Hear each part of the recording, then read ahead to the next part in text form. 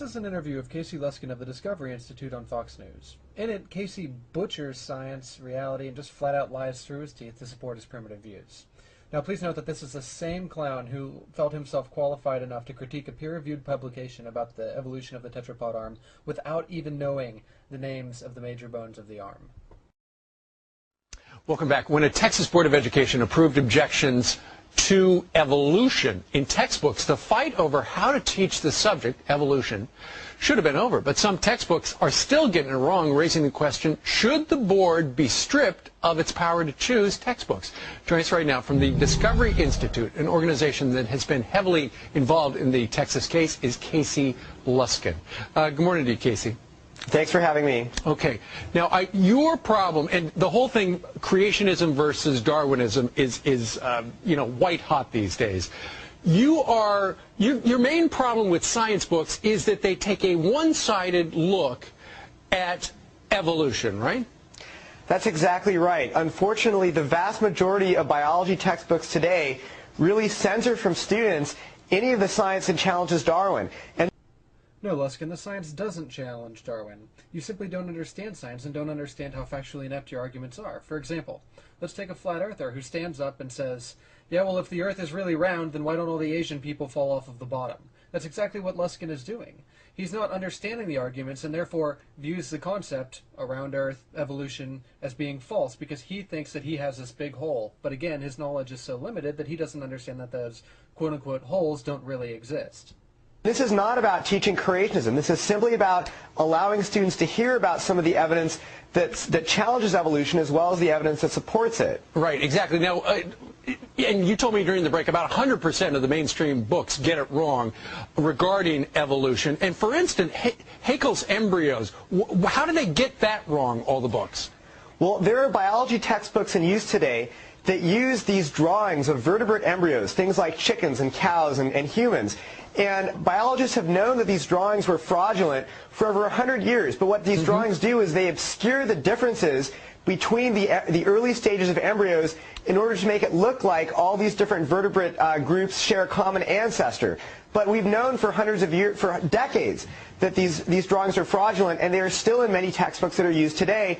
And we think that students should be getting, the most accurate and objective evidence for evolution, not these fraudulent drawings. Okay, it's time that we address the creationist favorite, Haeckels embryos. Okay. It's a well-known fact that organisms, while they're developing, converge during their phylotypic stages to appear very similarly. That's really not disputed. Dolphins and snakes both have leg buds, chickens look like humans, it's a fact, it happens. Now, what Haeckel falsely believed was that a vertebrate organism passed through different stages reflecting its evolution. So, for example, he argued that a human being would pass through a stage where it looked like a fish, then an amphibian, then a reptile, then onto the mammals that we are. He based this belief largely on an assumption that DNA couldn't really change, which, by the way, is a creationist favorite. That DNA had certain constraints, and that the embryo was sort of locked into its developmental course, and that modifications happened in the adult human being, or in the adult animal. We now know this to be false. So what Haeckel did was to exaggerate these similarities to demonstrate his point. So think of a caricature, where the prominent features of a person are made much more prominent. Now, note that Haeckel didn't make any of these characteristics or similarities up. They are really all there in the embryos, and they are very similar. That being said, however, exaggerating them still isn't acceptable in science, which is why Haeckel's embryos are viewed the way they are. Note that the ironic thing about this is that Luskin is doing the same exact thing Haeckel did. While Haeckel dishonestly exaggerated the similarities in the embryos, Luskin is dishonestly exaggerating the differences in the embryos. He's doing the exact same thing, although I would argue that what Luskin is doing is more immoral, simply because what Haeckel based his drawings on actually existed. These similarities are there. Whereas what Luskin is doing is he's trying to mislead you into thinking that there are no similarities whatsoever, which is more dishonest because he's fabricating something. Also, for some strange reason, creationists seem to think that Haeckel's embryos are a major source of people accepting evolution, when that's simply not the case. The similarities during development are nowhere near the strongest pieces of evidence supporting evolution, but instead they simply focus on this one thing because that's all that they can grasp at. It's actually kind of similar to people denying dinosaurs existed and finding one paleontologist who fabricated a dinosaur fossil so that he could get famous, and then they take that fossil and say, aha, this fossil is forged, all the books containing dinosaur fossils have it all wrong, it's completely wrong, dinosaurs never existed, we win. That's exactly what Luskin is doing, and that's exactly what creationists always do. Another example is Darwin's tree of life. I mean, that's what I learned back in the day, but there are holes all punched through that as well. As we learn more and more about the DNA evidence, we're finding that when you take one gene, it gives you one version of the tree of life, but when you use a different gene, it gives you an entirely different version of the tree of life. I'd like to quickly point out that the last bit was a blatant lie. This is something that's been remarkably well studied, and every major gene in every organism not subject to horizontal gene transfer adheres to and completely supports the tree of life. Now, everything from the molecules in your eye helping you see to even snake venom completely adheres to the tree of life and supports it. I'll touch more on this here in 1 second. I'll let Luskin finish.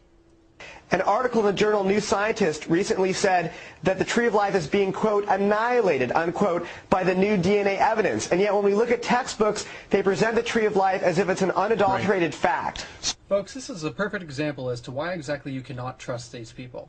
What the article in New Scientist demonstrated was that there was much more horizontal gene transfer early on than what we thought. So what is horizontal gene transfer? Well, it basically happens when two organisms of different species swap genes with each other. This happens mostly in bacteria and lower-level organisms. It's actually one of the major problems with antibiotic resistance in the sense that we all have normal flora and bacteria in our intestinal tracts.